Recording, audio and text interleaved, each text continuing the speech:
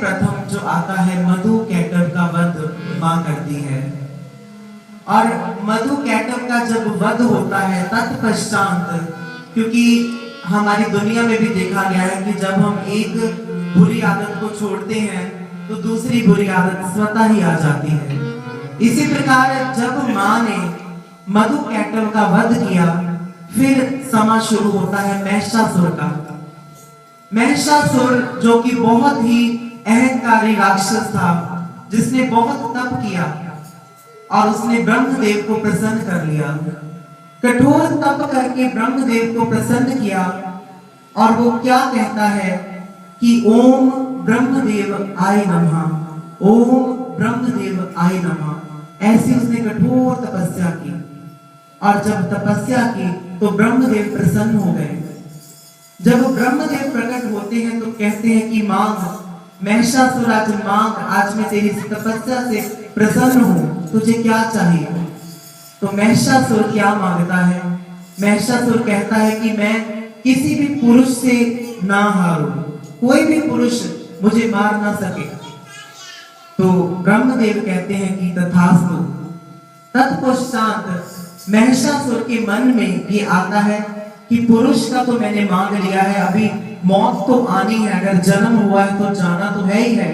फिर वो कहता है कि अगर मैं मरूं तो किसी स्त्री से मरूं, क्योंकि उसकी थिंकिंग क्या थी कि नारी जो है वो अबला है, जो खुद अपने लिए अपने घर वालों पर निर्भर होती है। शुरू से लेकर एक छोटी बच्ची अपने पिता पर निर्भर है, फिर उसकी शादी हो जाती है, उसके पति पर निर्भर है।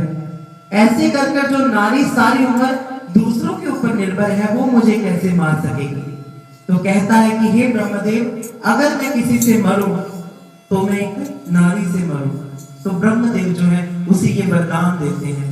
तब वो अपने आतंक को बहुत तेज कर देता है, सारे ही साधुओं की तपस्याओं को भंग कर देता है, स्वर्ग लोक पर अपना आधिपत्य स्थापित कर लेता है और सभी मिलकर फिर त्रिदेवों के पास जाते हैं।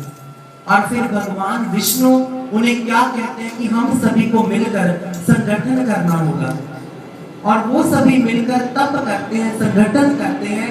फिर मां जो है महिषासुर मर्दिनी का अवतार रूप धारण करती है, ठीक ऐसा जैसा आप यहाँ पर देख रहे हैं, महिषासुर मर्दिनी। तो बोलिए महिषासुर मर्दिनी की जय।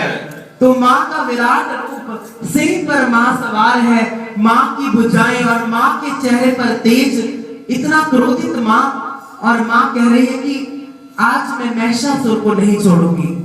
और फिर मां चल पड़ती है महिषासुर का वध करने। इसीलिए मां के उस रूप को महिषासुर मर्दिनी कहा गया। पर मां है वो तो जगत की मां है, वो अत्याचार कैसे कर सकती है? वो जाकर महिषासुर को समझाती है कि अभी भी कुछ नहीं बिगड़ा है, अगर तू चाहता है तो मेरी शरण में आ जा। पर कहते हैं कि विपरीत काले तो हमारी जो बुद्धि है वो भी खराब हो जाती है। महिषासुर कहता नहीं, महिषासुर मां की बात को नहीं समझ पाता, तो मां बहुत समझाती है। अंत में मां उसका वध करती है, पर मां के द्वारा किया गया वध भी उसका उद्धार ही होता है। तो महिषासुर का इस प्रकार से अंत हो जाता है। तो सज्जनों, ये मात्र एक कहानी नहीं थी, ये कोई कथा नहीं थी। महिषासुर हमारे मन का प्रतीक है।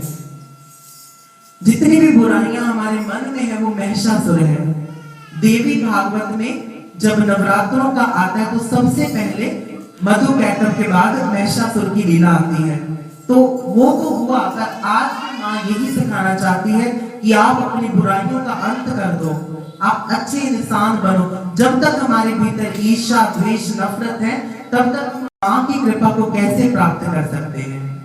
और इसके उपरांत मां कौन कौन से अवतारों को धारण करती है, और फिर प्रभु श्री राम का 9वें दिन, 9 चातर के मास के 9वें दिन जो जन्म होता है, वो हमें क्या समझाता है, कैसे मां और प्रभु एक ही हैं, वो हम आगे चलकर श्रवण करेंगे।